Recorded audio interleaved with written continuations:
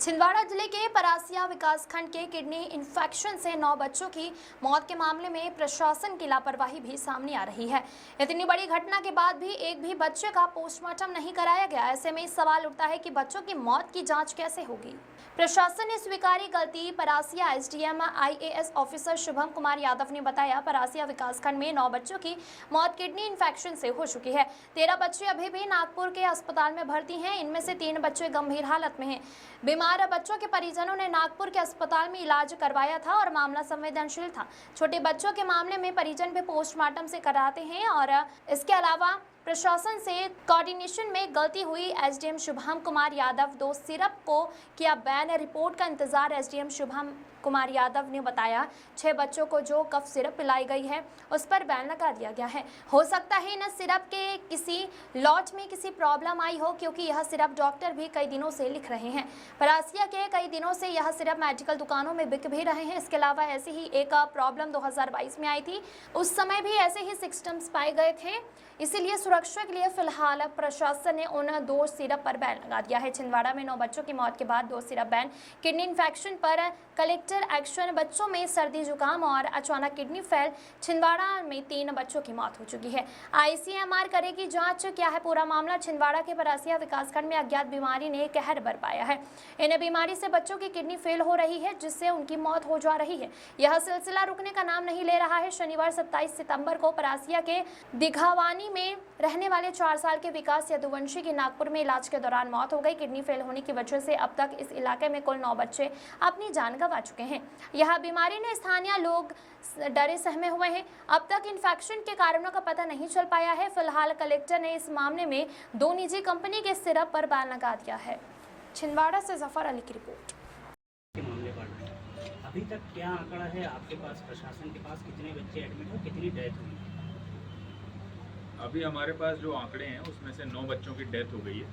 13 बच्चे हमारे पास एडमिट थे, जिनमें से 1 आज रिकवर हो गया है। 4 बच्चे हमारे जिला अस्पताल में भर्ती हैं। इनमें से 2 की कंडीशन ठीक होनी बताई जा रही है और 2 अभी ट्रीटमेंट में है।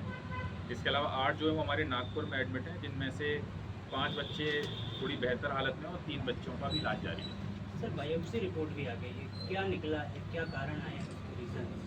बायोप्सी रिपोर्ट से बस इस बात की पुष्टि हुई है, जो भोपाल की और दिल्ली की टीम आई थी उनसे भी हुई थी, कि जो पहले कन्फ्यूजन चल रहा था कि एक एक्यूट एंसेफेलाइटिस सिंड्रोम AES और kidney infection AKI acute kidney injury, इन दोनों में कन्फ्यूजन चल रहा था कि एग्जैक्टली क्या है। तो उस बायोप्सी रिपोर्ट से पुष्टि हुई कि किडनी से संबंधित बीमारी ही है।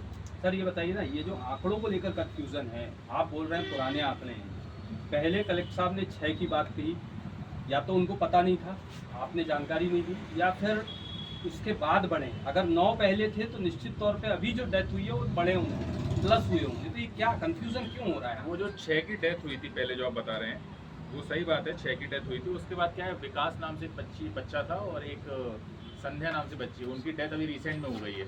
तो उस डेटा को, वो जो 2 का आंकड़ा है मिसमैच का, वो उस वजह से हुआ है कि वो शायद उस लेवल पर कम्युनिकेट नहीं हो पाया, या हो सकता है डेट की वजह से कोई इशू हुआ हो। अब एग्जैक्टली 2 है तो फिर तो 8 ही हुए, 6 हो गए। नहीं, 9 बच्चों की डेथ है। मैं आपको नाम बता सकता हूँ उनके। एक है हमारी शिवम राठौर, एक है विधि, एक अदनान, एक हुसैन, एक ऋषिका, एक हितांश, एक चंचलेश, एक विकास और लेटेस्ट संध्या। और पैटर्न वही है कि लगभग सारे बच्चे हमारे छोटे ही हैं, 5 साल के करीब की उम्र के हैं। मेडिसिन को लेकर भी बातचीत आ रही थी, तो आप मेडिसिन को, चूंकि मंत्री जी ने भी कह दिया कि मेडिसिन का कोई इफेक्ट है नहीं, अब क्या है, क्या प्रतिबंध खोल दिया जाएगा या जारी रहेगा?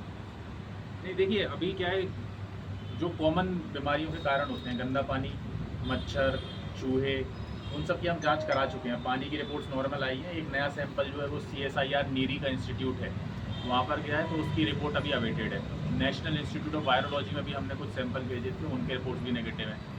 इसके अलावा जो पानी मच्छर का डाइसेक्शन और भोपाल वाली टीम ने पूरी जाँच करी है, तो मच्छर या चूहे, इनसे पहले बीमारी, इसकी भी कोई पुष्टि नहीं हो पाई है। तो ले दे के जो एक कॉमन कॉज निकल के आ रहा था वो वैक्सीन का था, तो हमने बचाव के रूप में उसको बैन किया था जिला प्रशासन ने। उसमें मैं पढ़ रहा था उसके बारे में भी, तो 2022 में भी ऐसी कोई सिमिलर घटना देखने को मिली थी। CDC centre for disease control की स्टडी थी वो, जिसमें गाम्बिया में इंडिया से कोई वैक्सीन सिरप इंपोर्ट की गई थी। तो उसमें भी सेम पैटर्न देखने को मिला था कि जो बच्चे थे उनके, वो भी छोटे छोटे से थे, जिसमें से उनकी 75% जो अफेक्टेड पॉपुलेशन थी वो 2 से 3 साल की थी। सिम्टम्स भी वैसे ही देखने मिलते हैं जैसे हमारे यहाँ, जैसे फीवर, वॉमिटिंग, डायरिया, उल्टी, दस्त, खांसी, बुखार का था, जो बाद में चल के क्रिएटिन बढ़ जा रहा था, और एनूरिया जैसे हम कहते हैं पेशाब रुकने की समस्या और शिकायत आ रही थी। इसके सुधारने के लिए उन लोगों ने डायलिसिस अटेम्प्ट किया था, पर उसमें भी रिकवरी नहीं हुई थी। सिमिलर पैटर्न हमारे यहाँ देखने को मिल रहा है। तो जब उसकी गहन जांच की गई थी और वो उसमें जो समय लगा था पूरी फाइंडिंग में, उसमें अल्टीमेटली निकल के आ रहा था कि ये जो मृत्यु हो रही है उस केस में 2022 वाला जो मैटर बता रहा हूँ, इसमें कोई पीडियाट्रिक यानी बच्चों की दवाई थी सिरप बेस्ड, जिसमें डाइथिलीन ग्लाइकोल और इथिलीन ग्लाइकोल की कंटेमिनेशन पाई गई थी, और वो इंडिया में ही मैन्युफैक्चर हुई थी। तो उसी के आधार पर, क्योंकि सेम सा थोड़ा सा पैटर्न दिख रहा था, उसमें बचाव के आधार पर हमने ये कार्रवाई करी। सिरप सप्लाई करने वालों पे क्या कार्रवाई हुई? जो एजेंसी है सिरप सप्लाई करने वालों पे, उन पे क्या कार्रवाई हुई या क्या होगी?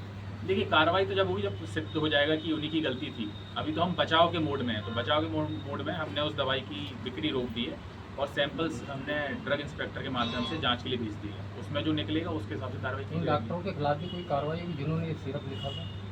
अब देखिए, दवाई जो है वो काफ़ी समय से चल रही है, वो अचानक से कोई एक बैच कंटेमिनेट हो जाने के कारण, हम अगर सिद्ध होता है कि डॉक्टर को जानबूझ के किया है या ऐसे उनकी गलती पाई जाती है तो कार्रवाई करेंगे।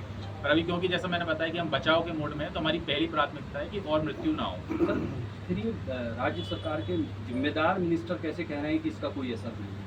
ये क्या लॉजिक है कि एक तरफ सरकार बोल रही है कि इसका कोई असर नहीं है, दूसरी तरफ आप बैन लगा दे रहे हैं? देखिए, वो तो उस पर मैं क्या कमेंट करूँ। मैं तो बस ये बता रहा हूँ कि सिमिलर पैटर्न दिखा था तो हमने बचाव के मोड में अपने हिसाब से कार्रवाई करी, क्योंकि हम खाली हाथ नहीं बैठ सकते थे, और सिद्ध नहीं हुआ इसलिए किसी को तो कार्रवाई भी नहीं कर सकते हैं। तो हम बस अभी कुछ दिन होल्ड पे हैं कि हम देखना चाह रहे हैं कि एग्जैक्टली क्या कारण है। उसकी जब पुष्टि होगी तो जो भी एप्रोप्रिएट कार्रवाई होगी तो की जाएगी, तो आप निश्चिंत ही रहें। अब क्या रास्ता बचता है सर जांच का? इतनी जांचें करा लिया आपने, सिरप को भी होल्ड कर दिया, अब क्या रास्ता है? क्या समझ आ रहा है, क्यों हो रही है? देखिए, जो भोपाल और दिल्ली से टीम आई थी उनका भी यही कहना था कि सर दो बातें होती हैं, एक होता है अपना कॉज और एक होता है अपना ट्रिगर। अब जैसे अगर हम कोई भी एक फैक्टर पकड़ें कि पानी गंदा था या XYZ कोई भी चीज़ थी, दवाई ख़राब थी या दवाई ख़राब है या नहीं है, उस पर तो हम कोई कमेंट नहीं कर पा रहे हैं अभी। पर द पॉइंट इज़ कि वो दवाई परासी में काफ़ी समय से बिक रही है। बाकी सारी चूहे, क्लाइमेट चेंज, वो सब समस्या परासी में काफ़ी समय से हैं।